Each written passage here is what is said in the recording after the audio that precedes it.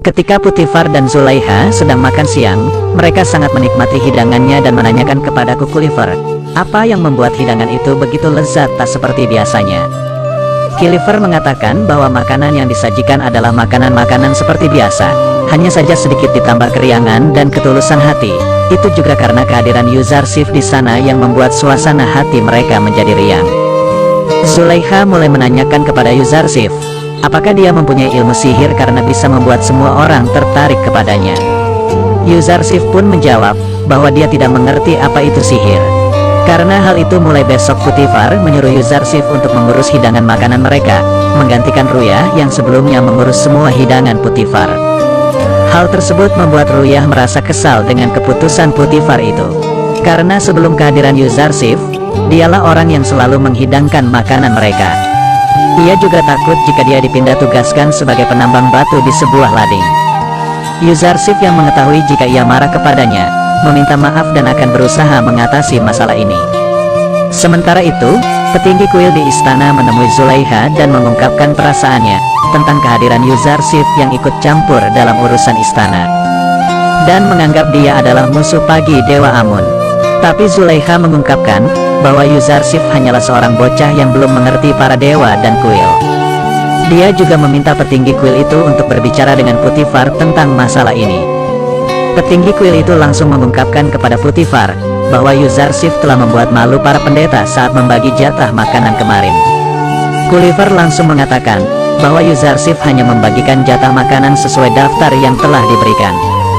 Dia malah merasa heran, kenapa 5 penghuni kuil harus mengambil jatah untuk 20 orang. Putifar pun juga mulai menyindir para pendeta yang memiliki perut tambun, sedangkan penghuni istana lain memiliki tubuh yang sangat kurus. Dia juga membandingkan para pendeta dengan pelayan lain, bahwa para pelayan bekerja keras untuk Amun, sedangkan para pendeta tidak pernah memeras keringatnya sedikit pun demi dewa mereka. Hal itu yang membuat semua pendeta memiliki perut yang sangat gemuk. Sindiran itu membuat sang pendeta marah dan berniat akan melaporkannya kepada pendeta tertinggi kuil Amun, yaitu Anik Mahu. Di sini Zulaiha menanyakan kepada Putifar, apakah ini semua ini disebabkan oleh Yuzarsif. Putifar pun mengungkapkan bahwa ini semua bukan salah Yuzarsif, melainkan pertikaian antara pemerintah Mesir dan kuil Amun sudah ada sejak dahulu kala. Zulaiha lalu berniat akan mendidik Yuzarsif untuk menjadi pengikut Amun seperti dirinya. Sang pendeta langsung datang ke kuil Amun dan mengungkapkan perasaannya kepada Anik Mahu tentang masalahnya di istana Putifar. Dia juga menginginkan untuk tidak ditugaskan lagi di istana Putifar setelah ini. Anik Mahu langsung memarahinya, karena seorang bocah bisa membuatnya takut seperti ini. Mereka yang akan berniat menggulingkan Amunhatep sang penguasa Mesir. Tiba-tiba salah satu pembesar kuil takut kepada seorang bocah Ibrani dan ingin keluar dari istana. Anik Mahu pun langsung menyuruh pendeta itu untuk kembali ke istana tanpa diketahui orang lain. Kembali ke istana, Yuzarsif yang kini sudah menjadi penyaji makanan kembali dipuji oleh Putifar, karena keahliannya bisa menyajikan jamuan yang lezat dan beragam. Selain itu Putifar menanyakan kepada Yuzarsif, apakah dia bisa membaca buku cerita. Yuzarsif pun langsung menjawab bahwa dia juga bisa menceritakan kisah-kisah indah yang didengar dari ayahnya dulu. Hal itu langsung membuat Putifar menyuruh Yuzarsif membacakan sebuah cerita sebelum ia tidur. Karena dia sudah tidak tertarik lagi kepada orang yang sekarang membacakan cerita untuknya. Hal itu membuat Yuzarsif harus bertanya kepada Putifar, mau dikemanakan sang pembaca cerita sebelumnya. Yuzarsif mengungkapkan bahwa sebelumnya dia sudah menyebabkan seseorang kehilangan pekerjaannya, dan dia tidak mau membuat dia kehilangan pekerjaannya juga. Kelembutan hati Yuzarsif lah yang membuat Putifar sangat tertarik kepadanya. Dan pada akhirnya mereka akan diberikan pekerjaan yang layak di istana. Setelah itu Yuzarsif mulai menceritakan sebuah cerita tentang Mesir di masa yang akan datang. Putifar sangat tertarik dengan cerita di buku itu, karena itu perlu untuk direnungkan.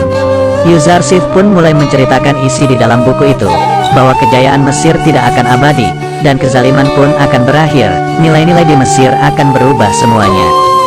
Orang kaya dan orang miskin akan bertukar tempat, para hartawan akan kehilangan istana dan pelayan mereka, dan dewa-dewa Amun tidak akan disembah lagi. Rakyat lalu akan mengambil alih kekuasaan dan menyembah Tuhan yang lebih tinggi dari Amun. Putifar pun mempercayai bahwa kejadian itu pasti akan terjadi kelak di Mesir. tapi dia tidak tahu kapan dan bagaimana caranya.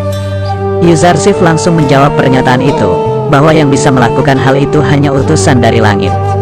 Hanya dia yang bisa menurunkan kaum zolim serta melenyapkan Amun dan dewa-dewa lainnya. Putifar lalu menanyakan kepada Yuzarsif, apakah dia memusuhi Amun?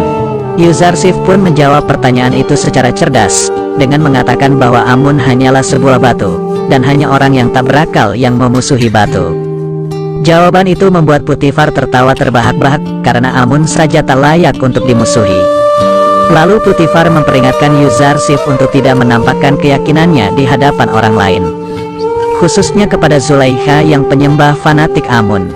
Putifar ini sebenarnya dulu menyembah Amun, tapi karena dia tidak suka dengan para pendeta yang suka berbuat semena-mena, dan hanya memikirkan diri masing-masing, akhirnya dia memusuhi Amun, dan sekarang tidak punya sesembahan sama sekali.